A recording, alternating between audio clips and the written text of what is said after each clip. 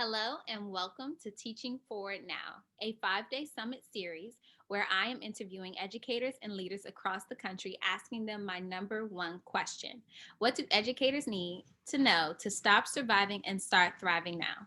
My name is Danielle Felton. I'm an elementary educator and author of Teach and Go Home, the sophisticated guide to simplifying and managing your workload and more. And today I have the great honor of being able to interview and ask my question to Dr. Tracey Severns. Good morning, Dr. Severns. Good morning, Danielle. You look wonderful. Thank you. You as well. I'm so happy that you are here. I want Thank you. I want to share a little bit. Traditionally with the show, I've been introducing the bios, but I want to jump straight into my why with you, if that is all right. That'd be perfect.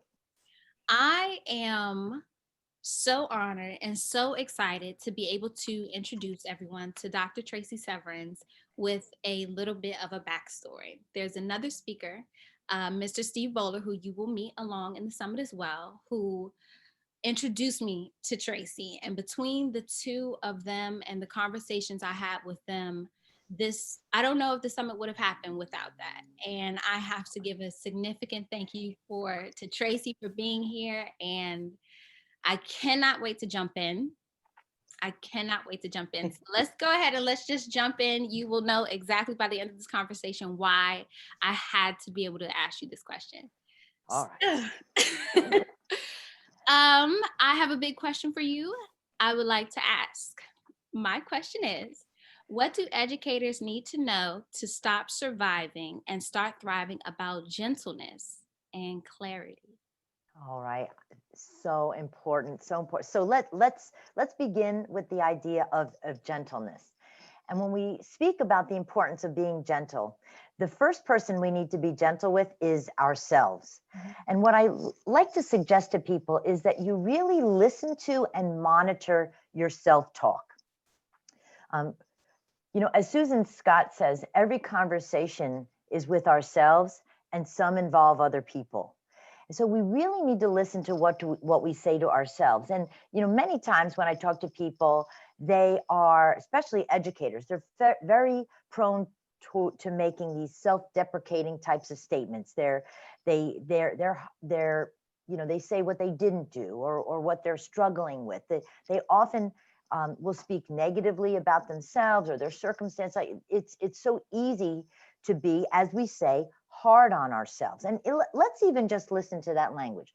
We say to ourselves like, oh, we're being hard on ourselves, rough on ourselves. Even I beat myself up. I mean, listen to that. If as educators, we talk about hibs and bullying.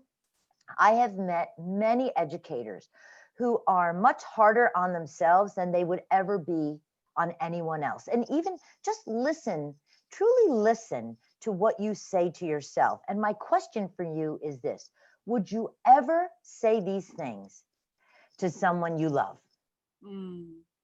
Listen listen to the voice that speaks to you about who you are, about how you look, about how the day went, about how you interacted with another person. Just from start to finish, we have a voice in our head who speaks to us. And what I think is so important to realize is that not only does that voice determine how we feel in the moment, but it also shapes what's possible for us and how we feel as we go forward. So what I would like people to do is to replace those negative comments, those harsh criticisms, with more positive affirmations. And all of the things I'm going to share with you today, I share with you not because I'm good at it, but because I'm working on it. We are all works in progress. So I struggle with many of the same things that my educator colleagues do. It's just that I have found some strategies that really serve me well during the tough times. So one of them is to replace that voice that speaks to my inadequacies, the thing I didn't do well, the thing I didn't do right, and to try to replace it with more positive I am statements. So I'm going to share with you 2 I ams that I have used to help me in my personal life and my professional career. So one of them is an I am that I've always used before an interview, a difficult meeting, a tough conversation. And that is, I am calm and confident I will succeed. See, I know the likelihood of me being my best self in any difficult circumstance is if I enter into it calm, feeling capable and confident and believing that I can and will succeed. And what shapes the likelihood of that will happen is what I say to myself as I enter in. If you're saying to yourself, I'm scared, I'm worried, I'm afraid, I'm not ready, then that's what will manifest. I Your love I am statements help define who you are in the moment and what you become. So here's the mantra, the I ams that I use every morning and every night. Feel free to steal it, borrow it, tweak it, make it your own. Ready? Here's what I say. I am happy. I am healthy. I am wealthy. I am kind. And here's what I mean by that.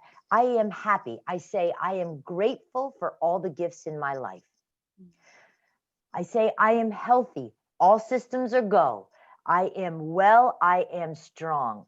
I say, I am wealthy. That doesn't mean I'm rolling around in cash. What it means is I have everything that I need to live a good life. I have relationships. I have food. I have the material things that I need to feel whole. I am kind because I want to make sure that as I move through the world, the wake that is created by this place I move through is a positive one. I want to make it so that when you engage with me, you feel better for having had that interaction. We mm. all create an emotional wake as we move through the world. What is it that you want to leave behind as you move through this space? I love that. I can personally identify with what you said about the negative talk, especially just even coming back and returning in the first week of January, the pressure of holding yourself to standards and just timelines and deadlines that may or may not even exist anymore. And that constant chatter that is saying to you that you got this to do, it's a lineage of things you have to do, or that you are not doing well enough.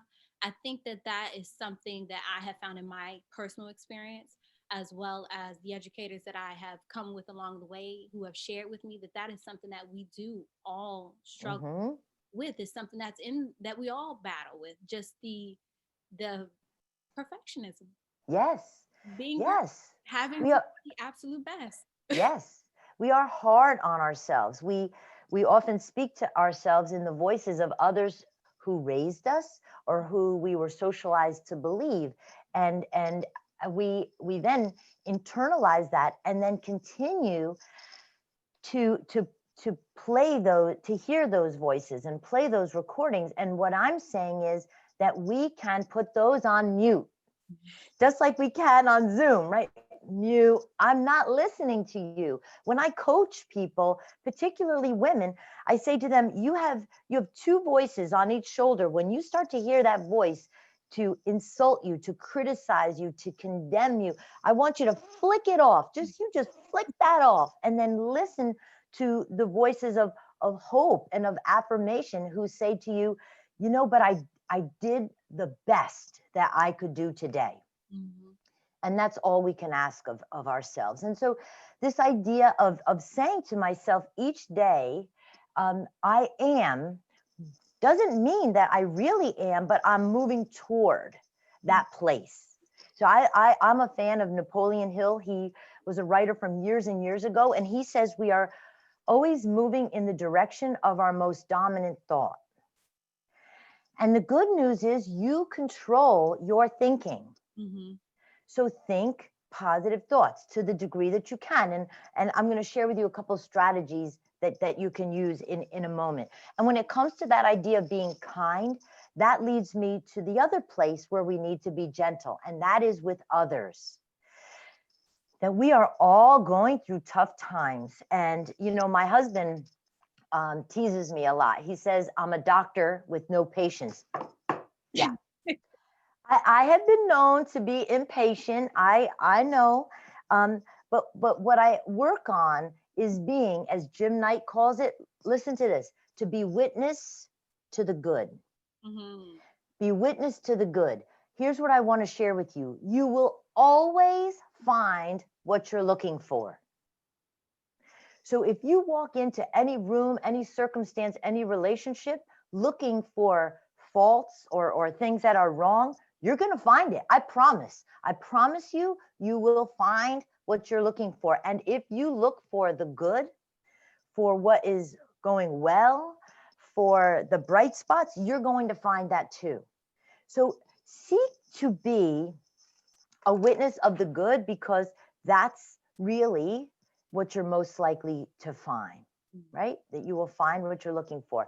When it comes to the work that I do when I coach teachers and leaders, I suggest that they embrace a new 3 R's. 3 R's. Listos? Ready? 3 R's. The first, reflect. It is important to reflect, to ask yourself, who am I? How did I do today? Because where it can take you is to the next art, which is the opportunity to refine, to Mm. polish, to practice. We're not perfect. We are evolving, becoming. And so when we reflect, we can say, all right, what was my impact today? How did I do? To refine our ways of being, our ways of working. And then, this is the most important one, release. Mhm. Release. So on my file cabinet, I read it every day. I took it off my file cabinet to show it to you, is this magnet. Okay, it's a magnet and it's a quote by Emerson, and I'm going to read it to you. I want you to just take it in. Ready? Finish each day and be done with it. You have done what you could. Some blunders and absurdities have crept in. Forget them as soon as you can. Tomorrow is a new day. You shall begin it serenely and with too high a spirit to be encumbered with your old nonsense. If all you hold on to is this, I hope you will finish each day and be done with it. Let it go. My friends, release. So, a strategy that I developed to help me with this was a metaphor of a backpack. Okay. And during the course of the day, people will also often bring you problems or challenges or things they're mad about. And I want you to envision these as rocks. And what we do, whether we realize it or not, is we too often we take those rocks from them because we want to be a healer and a helper, and I'm here. We take the rocks and we put them in our backpack. And so what happens over the course of the day, over the course of time? It weighs us down. It becomes heavy where we can't even get up anymore. So here's what I started to do. And you might think I'm silly, but it worked. And the real test of any strategy is how it works. So Mhm. at the end of the day, when I was a principal or a teacher or the assistant commissioner for the State Department of Education, I would stand in my doorway and I would read my magnet, and listen to me. I would empty my backpack. I would put the rocks on the floor. You know why? Because they're going to be there tomorrow. I don't need to bring them home with me. Because what I learned is when I carried them home, when I kept them with me, I wasn't available to myself and to my family. You see, I was in my head. I was carrying my backpacks. I was weighted down. I was replaying conversations. I was trying to solve problems that belong at work. Mhm. See, too many of us, we're like a martyr, a champion. I bring my work home every day. Oh, how's that working for you? Well, I come back the next day even more exhausted. Yes, because this work is depleting. We are tired. And you're not a hero when you spend all day, all night carrying around the rocks in your backpack. Please put them down, set them down. Walk in the next day and pick up the ones that you need to, that you wish to address. And maybe those others are just the baggage that are not yours to carry. Mhm. Too many of us take on the burdens of others to our own detriment. I agree. I Be want to gentle. I want to go back to first. I want to say, wow. I can 1,000% identify with the analogy of the backpack. Teach and go home is the name of my book. Mm-hmm. Even I was the teacher with the rolling bag, so Uh-huh. I know what that's like. Um, but I wanna touch on the quote by Emerson, and I wanna go back to something you said very, very in the beginning. But the quote by Emerson was actually the first time I heard it. Tracy shared it with me, and I I could just I took it took me back to that place of where I had to have my epiphany of you have to let this go because you're never, for me it was a rolling bag, you're never with the backpack, you're never without it, you're always bringing it along, there's no refresh, there's no reflection, there's no opportunities for that. So I loved that analogy. But Mm-hmm. I want to touch on when you mentioned and the gentleness and going through the wake of life and bringing the positivity. I really want to go to that experience because I think that ocean, the symbolism of the ocean, of the emotion and the experience of being an educator, and you're not a martyr but you feel like it, you're not there Mm-hmm. but you feel like it, and you in a way are expected to be that. And so how do we be gentle and clear? How do I get to the clarity of it? Because I can be gentle with myself, but it's a battle to be gentle almost every day. But that Oh. clarity is, I have found that is my source. And Mm-hmm. I want to know if you can kind of share of how do you get to the source and Okay. just, from there. Well, I think first I'm going to go to my go-to girl when it comes to clarity, Brene Brown. Hmm. Clear is kind, unclear is unkind. So I want to talk about two areas in which I think we really need to be clear. One is the gift of clear expectations, and the other is the gift of clear conversations. And at the heart of both of those is the clarity that we need to establish for ourselves. If you are living the life that other people, that you believe other people want you to live, if you're if you're filling a role that almost is like that you put on every morning, like walking around in other people's clothes, then the first clarity you need to establish is with yourself, like in your core, in your very soul, in your heart. Who are you? Hmm. What are you all about? Because if you don't know who you are, what you expect, what defines you, then you live in an unclear space, which then makes it difficult to engage with other people from a place of clarity, because you're this amorphous entity, and people don't know exactly who you are. What, I remember reading a book about a geisha, and one of the things they tried to be what everyone else wanted them to be. And so I think you have to be the truest version of yourself, and to say, who am I? And then maybe we can go back to that other strategy that we talked about, which is I am. Like, where are your lines and limits? See, what I've always believed is what people want to know is what you want from them. Hmm. This is a chaotic world, feeling, I don't know about you, more chaotic every freaking day. It's like crazy land. Yeah. And you put on the news, and you can be fearful, and clear expectations are like a hug Hmm. in a chaotic world. And what people want to know is, what do you want from me? And unless you know what you want from others based on what you need and expect as an individual, as a person, then it's hard to be clear with others. And then we end up feeling like Oh, you don't listen to me. You don't respect me. You didn't do what I asked, but you weren't clear.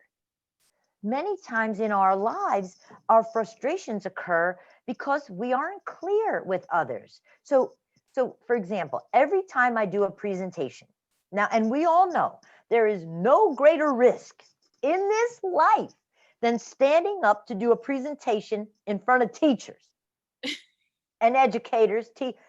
They are a tough audience. They are a discerning group, to say the least.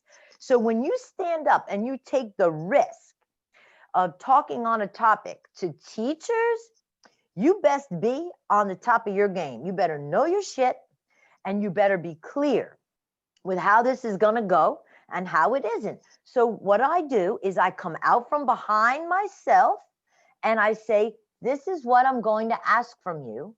And I'm going to ask you if I can get it. So here's what I'm going to ask of you. As we enter into this professional learning experience, my request of you are these three things. Ready? I'm going to ask that we adhere to the 3 T's. So I'm a fan of alliteration, 3 T's. I'm going to ask that we stay on time, that we begin and end on time. If we have a break, I want you back on time. We're going to stay on time. 2, on task. I want you to be with me. I believe leaders are rarely served, and the gift I bring to you today is to serve you, to reach you, to teach you, to help equip you with more tools in your instructional tool bag so that you can be your best self as a person and professional. I'm going to ask you to stay on task. If you need to use the phone, step out. You want to use your phone to take notes? Fine. But there's not going to be this off task nonsense, Mhm. right? Be here or be gone. Mhm. Number 3, on truth. I'm not playing. We do not have time to tell each other untruths to just feel good about ourselves. So what I think one of the greatest compliments a person has ever said about me is that Dr. Severns is here and she's dropping truth bombs. So I'm about speaking truth because I think until and unless we speak truth, we don't really grow. Mhm. So we've got to be forthright. That doesn't mean, brutally honest is sometimes just brutal. I'm not talking about that. I'm talking about being forthright and honest um, in in in our conversations. So I ask that, and then I say to them, I want you to show me with fingers. Can I get all 3 of those on time, on task, and on truth? And because I'm from Jersey, I say, and if you only agree with one, please pick your finger carefully because I don't need to be flipped off right now. So people are like, okay. And you know what? You know what, Danielle? It goes more smoothly.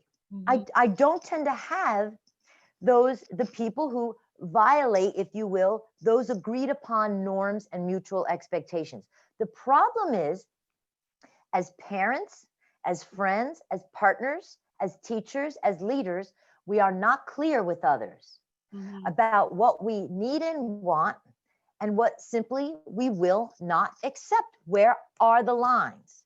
Mhm. So one of the great books that I want to share with everyone here, this book changed my life, called Fierce Conversations by Susan Scott. And she says, you get what you tolerate. And what I'm going to say to you is if you've got nonsense in your life, if people treat you badly, you get what you tolerate. You need to be clear. I will have this. I will not have that. Mhm. Clarity, right? In those clear expectations. The other is the gift of clear conversations. Again, I'm going to refer to this book. This was recommended to me by a woman who was a coach who I had for a year. And this book was a changing resource for me. She says that our lives succeed or fail one conversation at a time, and Hmm. that the conversation is the relationship. That's The a- problem is we don't really show up in the conversations. Mhm. So too much is banter and bullshit. Mhm. It's not for real. So having a very real conversation takes courage. It takes confidence. it takes communication skills. Mhm.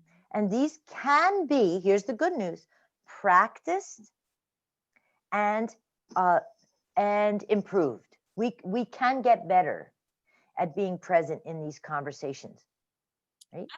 I think that even highlights the gentleness part Yes, alongside with the gentleness and the clarity of being gentle with yourself. You're not gentle with yourself when you're lying.